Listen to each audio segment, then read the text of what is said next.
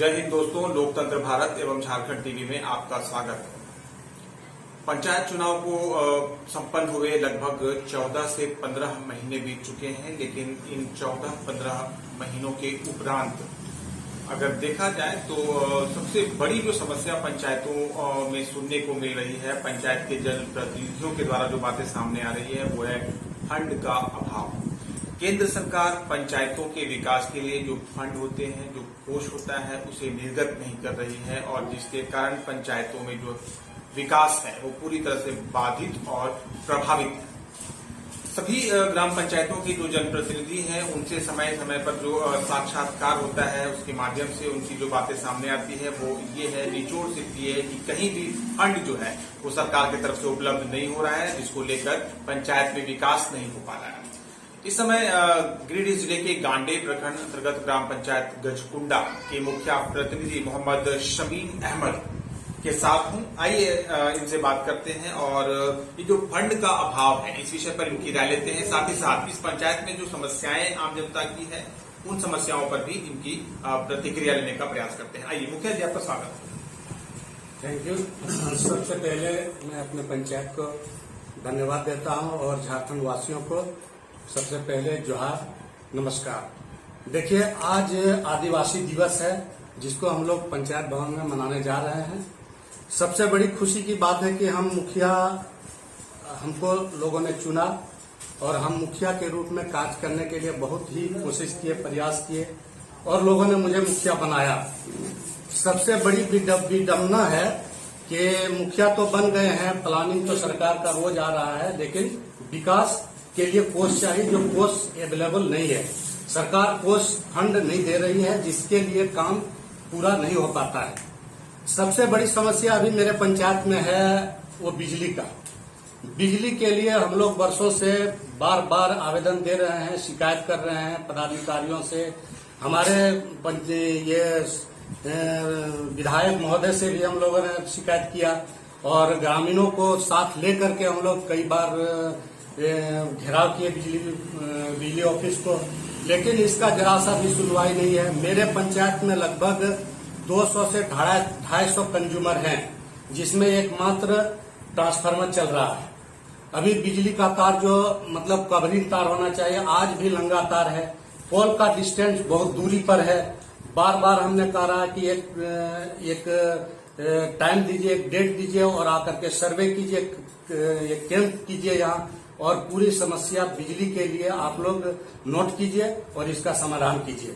दूसरी बात है पानी का। जहां तक पानी की बात है, अभी जल नल का काम चल रहा है भारत सरकार की तरफ से। ना पंचायत को हम लोग इस संबंध में कुछ जानते हैं, शिकायत करते हैं पीएचडी विभाग को। पता चला कि पीएचडी विभाग के माध्यम से ये हो रहा है, लेकिन पीएचडी विभाग के सचिव से हम लोग जाकर के बात किए तो कहीं इसका और छोर पता नहीं चल रहा। जितना भी जल नल का काम हुआ है एकदम 100% फेल्योर है, वो मैंने काम बिल्कुल काम योग्य नहीं है। मतलब उससे कोई फायदा जनता को नहीं हो रहा है। धरातल पर ढांचा स्ट्रक्चर तो बन गया है, लेकिन फायदा उससे एक नया पैसा भी फायदा, एक जर्रा बराबर भी फायदा नहीं हो रहा है। अभी मतलब तत्काल अभी जो बना है, जो फाइनल हो चुका है, एक दिन पानी चला करके दिखा दिया, दूसरे दिन से पानी बंद है। इस तरह से वो भी एकदम 100% फेल्योर है। अब इसको हम लोग शिकायत लेकर के जाए तो कहाँ जाए, सुनने वाला कोई नहीं है। तीसरी समस्या है वो ग्रामीणों का पानी का, जिसका व्यवस्था अभी मैंने ये जल मीनार नदी से वो माइनर इरिगेशन द्वारा लिफ्टिंग जल के माध्यम से सिंचाई का व्यवस्था हो सकता था, जिसका काम बिल्कुल नहीं हो रहा है। हम लोग देखते हैं कि इसके लिए प्लानिंग सरकार का है और ये चिट्ठी भी आती है कि इस तरह का काम होगा, लेकिन होता नहीं है कुछ भी। तो ये समस्या है। और समस्याएं जैसे आवास का हम लोग जब शिकायत करने के लिए जाते हैं, यहाँ तो रोज हम लोगों को शिकायत आता है पंचायत की तरफ से। जनता लोग आकर के, गरीब लोग आकर के हम लोगों से गुहार लगाते हैं कि आवास नहीं बन रहा, हम लोग बेघर हैं या टूटे हुए घर में हैं। और हम लोग जाकर के खुद सर्वे किए, डोर टू डोर, घर टू घर। मतलब ऐसा दयनीय स्थिति घर मतलब है जो रहने लायक नहीं है।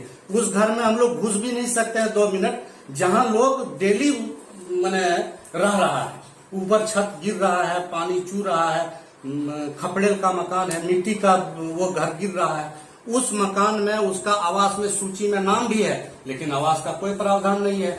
हम लोग पूछने जाते हैं तो सरकार का एक बहाना होता है कि अभी अनकम्प्लीट मकान है, अनकम्प्लीट आवास है, जिसके वजह से आवास का बनना प्रावधान में नहीं आ रहा है, मतलब आवास नहीं बन रहा है जब तक ये कंप्लीट नहीं होगा। मैंने जानना चाहता हूं, मैं पूछना चाहता हूं आपके माध्यम से, इस चैनल के माध्यम से, कि जिसको मिल चुका है आवास और वो कंप्लीट नहीं कर रहा है, तो वो रिस्पॉन्सिबिलिटी सरकार की बनती है कि नहीं कि उससे वो कंप्लीट कराए, और जो गरीब वंचित हो रहा है उसको दे सरकार। ये रिस्पॉन्सिबिलिटी सरकार की है और ये अफसरों की है।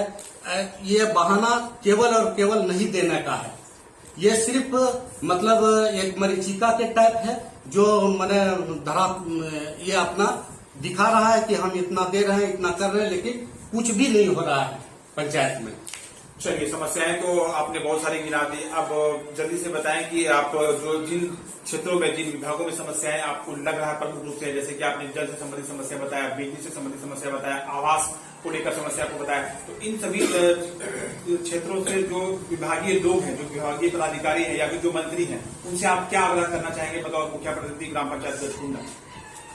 देखिए, उनसे मेरा आग्रह यही है कि जैसे हम लोग जो भी लिखित या मौखिक जो भी हम लोग यहाँ से डाटा भेज रहे हैं, जानकारी दे रहे हैं, अगर उनको न लगे कि हम गलत बोल रहे हैं तो आकर के स्वयं आकर के सर्वे करके देख ले कि हमारा जो मांग है, जो मेरा मतलब पंचायत में जो कमी है, वो वास्तव में कमी है या नहीं है।